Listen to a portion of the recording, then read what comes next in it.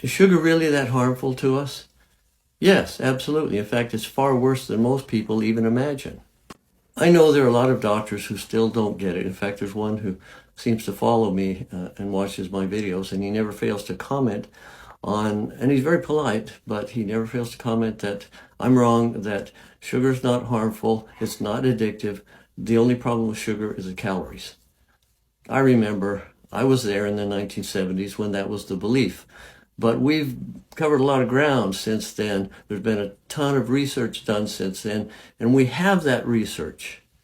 And we know what sugar does to our bodies.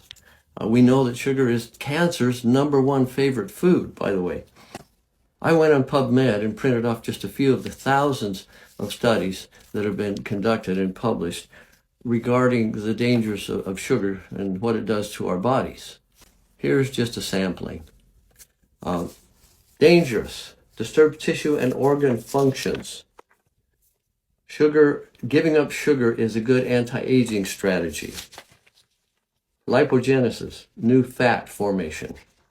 Now, these are all about fructose. Remember, sugar is a disaccharide consisting of one molecule of glucose, which is not harmful, and one molecule of fructose, which is the culprit that causes all the problems. That's why high fructose corn syrup and agave nectar are worse than regular sugar. So leaky gut, toxemia, liver fibrosis, heart disease, metabolic syndrome and diabetes, chronic intestinal inflammation. Remember, chronic inflammation can cause everything, including cancer, diabetes and obesity, nonalcoholic fatty liver disease, hepatic insulin resistance, inflammation, cortisol, affects cortisol levels, visceral adiposity, which is fat formation around your internal organs. You don't want that.